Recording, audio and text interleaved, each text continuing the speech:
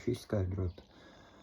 Ja paskatās uz Latvijas sabiedrību un valsts uzbūvi un tāda ekonomisku, vai kā to mums mācīja, bija politekonomija, ka politika un ekonomika un tā likumi, ko pieņem, ir visu laiku, viss ir kā tādi saistītie trauki un viena kopēja tāda kase, viens kopējs budžets Latvijai, kurā ir gan politika, gan tiesa, gan ekonomika, gan arī vēl tur masmēdī, viss ir vienotā tādi savienotie trauki. Un, ja paskatās uz Latvijas sabiedrību tagad kopš 1990. gada, tad, ja mēs paskatāmies no tāda viedokļa, ka katram politiskam lēmumam vienalga, vai tas būtu budžeta sadala, vai kaut kāda denacionalizācija, vai atkal nacionalizācija, vai it kā banku krīze, vai pandēmija, vai kaut kāds lēmums par zaļiem izmešiem, vai par jebkurš politisks lēmums, kas tiek pieņemts valdībā vai saimā. Viņam ir lobētāji, tie ir tā partiju grupējumi, kuri ienāk politikā, kaut kāds, katrā partijā ir finansētājs, un viņš ienāk ar kaut kādu savu projektu, kaut ko būvēt, vai kaut ko nacionalizēt, kaut ko nojaukt, vai kaut kādus izmešus apstiprināt, vai aizliegt. Kaut kā pēkšņi tur atļaut kūdru tirgot, tad aizliegt. Atļaut komercbankas, pēc atkal 10 gadiem viņas visas likvidēt un tos īpašumus pārņemt kaut kādu cilvēku interesēs. Un tad, kad mēs paskatāmies kopā, tā kā mums mācīja politekonomijā, ka ir katram politiskam lēmumam aizmugurē stāv cilvēks. Katram parakstam aizmugurē stāv cilvēks. Un ir viena grupiņa, kaut kādi 1000 cilvēku katrā lēmumā Latvijas sabiedrības ietvaros, kuri ir beneficiāri, un ir 1000 cilvēku, kas ir zaudētāji. Un, ja tu paskaties Latvijas jebkuru lēmumu, viņa rezultātus 30 gadu laikā, tad tu redzi, ka ir kā likums. Zaudētāji vienmēr ir uzņēmēji, pašfinansējošie, strādājošie cilvēki, kas kaut ko pa tiem 10 gadiem uzbūvē, iegulda tur dienu un nakti smagu fizisku un garīgu darbu un riskē un visi pārstrādājās, kā strādīgi cilvēki. Un ir otra šķira, kas sēž kabinetos, kā dažādi tiesas, valdības vai saeimas darbinieki, kuri rezultātā kļūst par miljonāriem un multimiljonāriem. Sākumā vienmēr ir miljonāri un labi dzīvo tie, kas uzņemās risku un uzbūvē kaut kādu ražotni, kaut kādu ēku, kaut kādu veikalu, klubu vai startup, un pēc tam paiet kaut kā daži gadi, un pēkšņi, kā rezultātā, ierēģi ir uzkrājumi milzīgi bankās, viņiem ir ēkas, viņiem ir dzīvokļi, luksus mašīnas. Un tas ir kā likums, tas nav tā kā viens gadījums.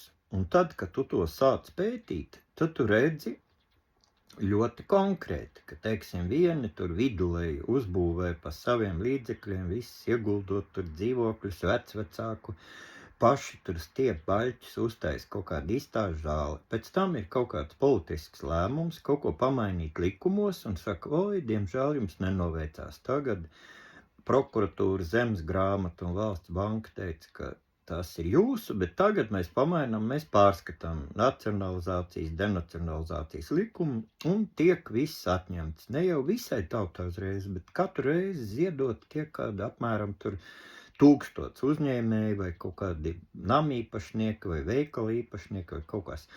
Un pēc tam atkal, kad tu aizēji noklausies Saeimas un Rīgas domas, teiksim, sēdes, tu redzi, ka tur tas ir noslepanots, bet ja tu iekļūst publiski un redzi, kas tur tiek lemts, tad tur tiek lemts, ka, teiksim, Spundes kungam to īpašumu atdosim par brīvu, jo viņš kaut kādu tur ir grantu dabūjis vai kaut kādu iesniedzis kaut kādā konkursā, kur tiek atkal ar vienu roku tiek atņemts, ar otru tiek kaut kādai cilvēku grupiņai izdalīts.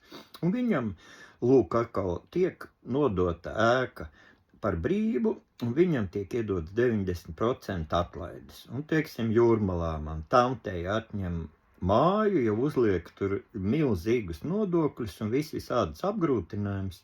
Pēc tam to denacionalizēto māju atkal ir pēc 5 gadu cits kaut kāds likums par teritoriālo plānojumu, par kaut kādiem nodokļu atlaidēm, un pēkšņi tad, kad tas ir nokļuvuši tie īpašumi, lielākā daļa ir kaut kādi ierēģi partiju rokās, tad tiek uzlikts likums, ka 90% atlaide. Un šis tāds, kāpēc tas tā notiek? Kāpēc tas Latvijā var notikt? Tā kā man ir katram tam piedzīvojums apakšā, ka es no bērnības tā esmu audzināts, ka jābūt pašfinansējošam, ja tu gribi taisīt mākslas izstādi vai muzeju vai kaut kādu klubu vai veikalu vai būvniecības firmu, tev viss ir jādomā, jābalstās uz savu darbu, ko tu vari ar savu ģimeni, ar savu fizisku darbu, ar savu uzņēmību kaut ko izdarīt.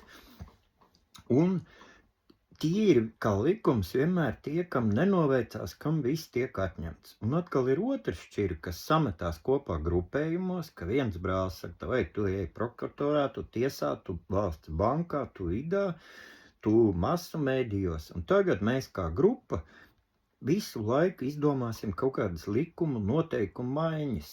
Un katram tam ir aizmugurē šie lobētāji, kas ieiet politikā, no partīnieku ar kaut kādu jaunu programmu, un kā likums tur apakšā stāv šie, tāpat kā kaut vai pandēmijā, vai kurā politiskā tur karā, vai kaut kādās sankcijās, tur visur stāv apakšā beneficiāri, apmēram katram viņu lēmumam, ko parakst saimā, valdībā vai tiesā, ir apakšā kaut kāda cilvēku grupiņa, kuri kļūst par miljonāriem, un kaut kāda cilvēku grupiņa, kas visu sastrādāto mūžā zaudē, kuri ir, tā kā, Staļins arī, ka represijas vienu grupiņu cilvēku paziņot, ka viņi ir ārpus likuma, kaut kādas tur atkal 1000 cilvēkus ielikt vagonos, aizsūtīt uz Sibīriju, un tās mājas, kas tur paliek tukšas ar visām mēbelēm, traukiem, viņu drēbēm,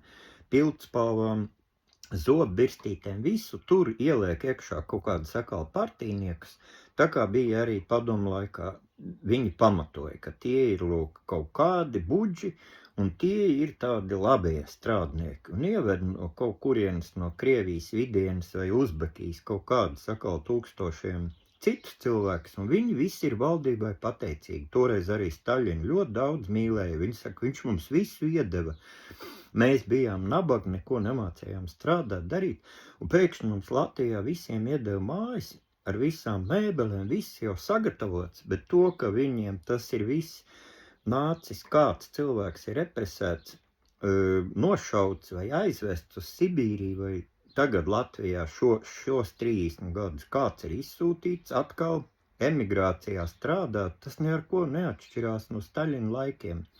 Jo visu laiku, kad tu paskaties apakšā, priekš tam ir ārzemēs Amerikā, ir žurnālistiskie pētījumi, un ja pandēmija kāds uzņemās un pandēmijā uzliek ierobežojums, neļauj mazam vidējiem biznesam strādāt, tad viņš bankrotē. Bet tai pašā pandēmijas laikā ierēģiem bija mājasēdes, kur viņiem bija piemaksas, un 3 gadus varēja vispār nestrādāt, attālināti, un uzkrājumi milzīgi. Un visi tie, kas arī piedalījās tais ierobežumos, bija beneficiāri un paši valdības darbinieki, arī tur ministru prezidents kaut kādu izveidoja tur masku ražotni un kaut kādus īpašumus, kas teiksim, tika nacionalizēti, atņemti par nodokļu nemaksājušiem uzņēmējiem, ka viņiem strādāt neļauj, bet nodokļus bija jāmaksā ar vien lielākus. Un atkal, tas ir kā sistēma, un lai to pārtrauktu, mums ir ļoti maza valsts, un šeit ir ļoti skaidri redzami tie beneficiāri, ka, teiksim, likvidēja valsts hipotēku un zemes banku, un kaut kādi tur 1000 uzņēmēji, kas ir visa dzimta sakrājuši kaut kādu rūpalu, kaut kādu saimniecību par tur pat varbūt 100 000 vai miljonus vērtībā, ja saliek, mums arī ģimenē nekad nav bijis tā, ka viens ir dabūjis mantojumu miljonārs, vienkārši pārdod dzīvokļus, uzņemās kredītus, strādā dienu un nakti, un tev ir, teiksim, ģimenē 10 cilvēki, 20, tad tas jau kopā katram saliekot pa 100 000 iznāk miljonus.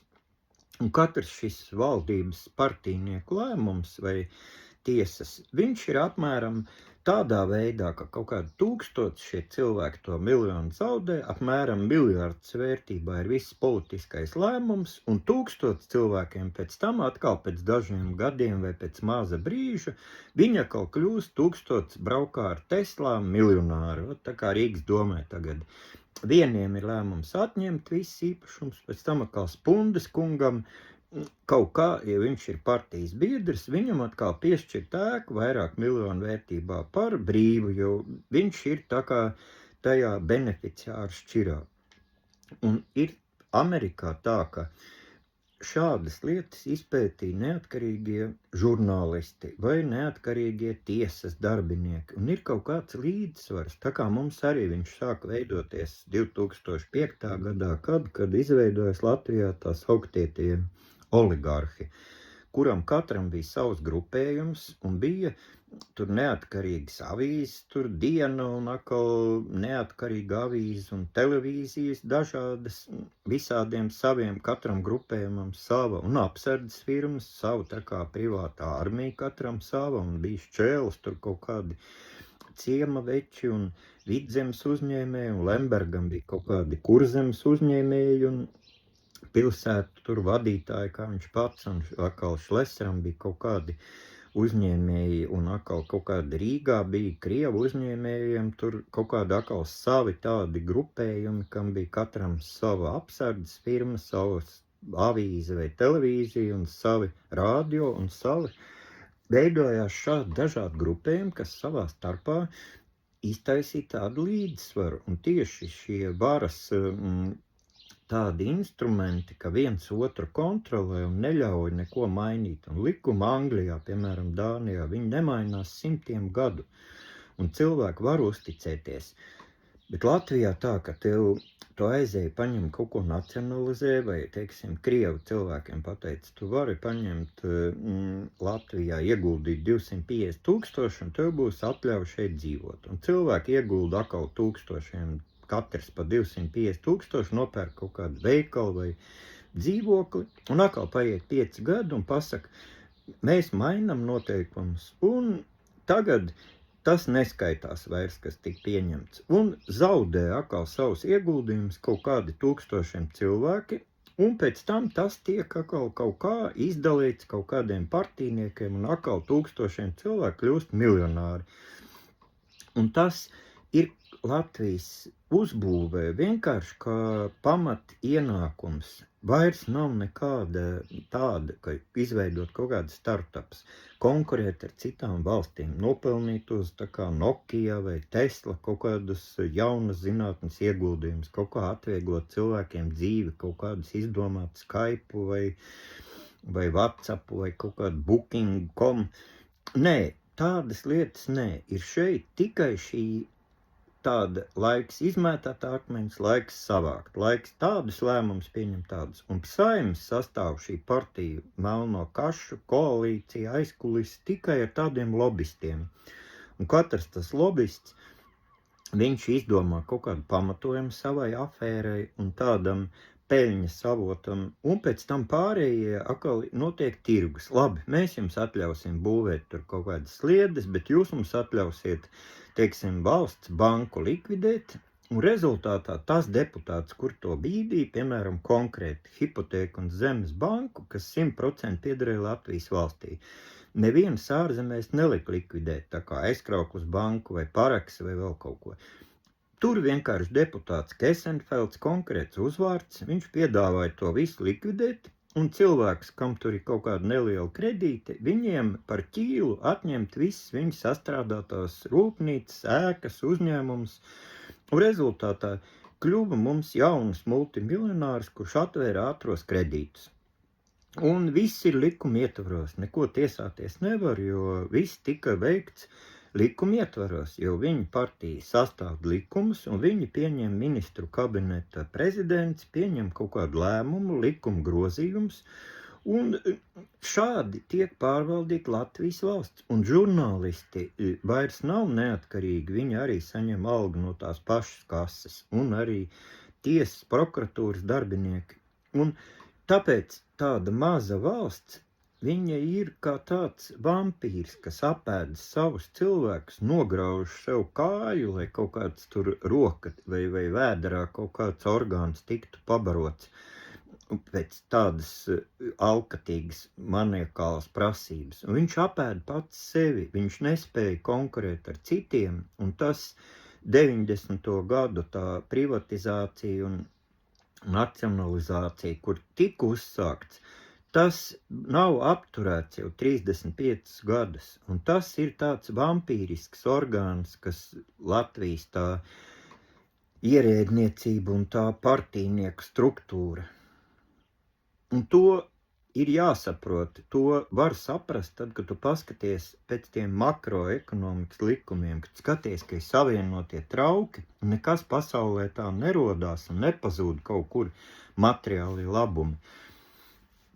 Un to ir ļoti viegli ieraudzīt, un no ārzemēm, tad, kad mums atkal tur iedeva bērniņus privatizēt, vai pareizāk sakot, no bankas, valsts bankas nopirkt. Kopā ar mani, tāpat kā es paņēmu kredītu un nopirku Valdemāra ielā 17, 19 bērniņus, un valsts banka to man iedod valsts zemesgrāmatu un prokuratūra parakst, ka darījums tīrs. Es nebiju vienīgais, kas to izdarīja. Tur vēl bija vairāk 10 norvēģu, dāņu pilsoņu, Kanādas, kas arī tieši šādā veidā nopirka. Un pēc tam, burtiski tajā brīdī, kā to es iegādājos, sakrita, ka tur Šleseram bija kaut kāda arī bērniņa vecrīgā un bija Repšas brāliņi. Un viņi tur sāka savā starpā strīdēties, jo viens tur beidza būt premjeras un otrs sāka. Un pēkšņi notika tāda kā pārskatīšana, ka nē, privatizācija vai kaut kādi banku tur pirkumi nav pareizi, mēs tagad pārskatām. Un rezultātā atkal tur daudz cilvēku simtiem pēkšņi viņiem viss īpašums atņem, un tie ārzemnieki, viņi ieraksta zaudējumos, ka jā, Latvijā ir šāda korumpēta bandītiska sistēma, un mēs šeit vairs nerādīsimies, mēs savus tur katrs 100 000 zaudējām, nu nekas, mēs Eiropas tiesā neiesim tiesāties.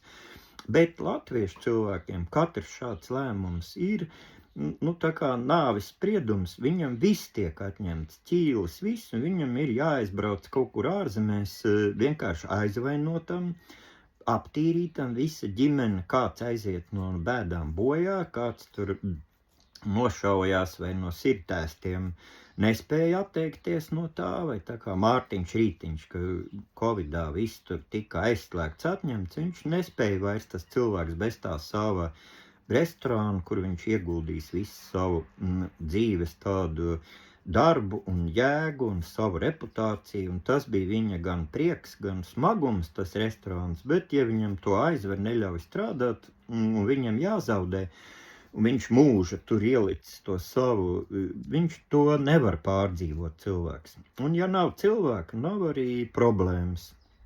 Un tie, kas tur atkal pārņem,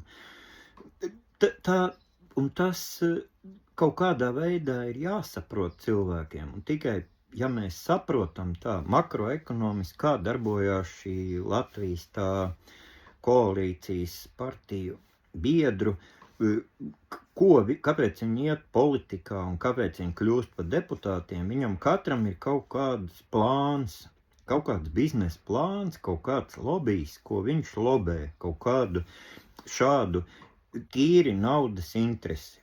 Un ja mēs to sapratīsim un kaut kā mēģināsim to sistēmu izmainīt paši un gudri būt, mācīties, pētīt, ņemt ārzemju konsultantus un kaut kā ar šo tikt galā, tad Latvijas valstī ir nākotne, bet šādā veidā, viņa pierādījusi, ka viņa var vēl nepārtraukti jau 35 gadus tikai uz šādas skēmas dzīvot.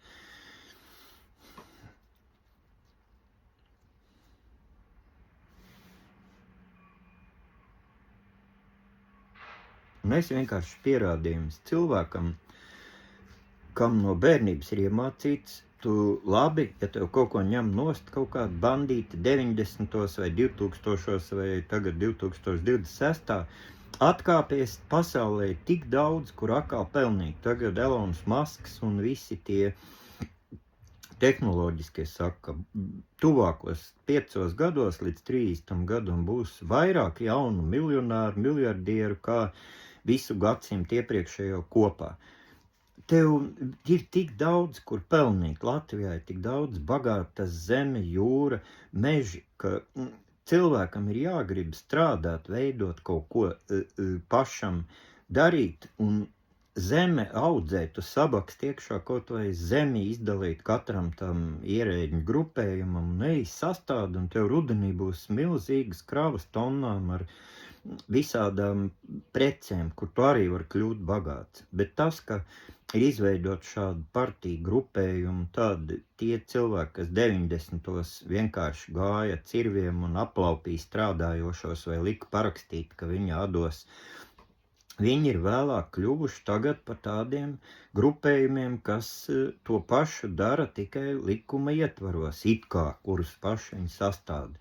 Un izprast šo kopējo schēmu, kā arī padomu laikā tie, kas gāja ar ieročiem un saka, tagad mēs strādnieki ir pareizā šķira un visi tie uzņēmēji ir buģi un visi mēs viņus aizsūtam uz Sibīriju un atņemam. Tā bija tieši tas pats, kas notiek šobrīd Latvijā. Man kaut kāds bija Ķīpsalā kaimiņš Nikīforovičs, KGB virsnieks, un viņš teica, Vidulei, ko jūs tur ar māti, māsu, visi tikā vergi strādāt? Viņš saka, tu redzēsi, katrus 5 gadus jums visu noņems.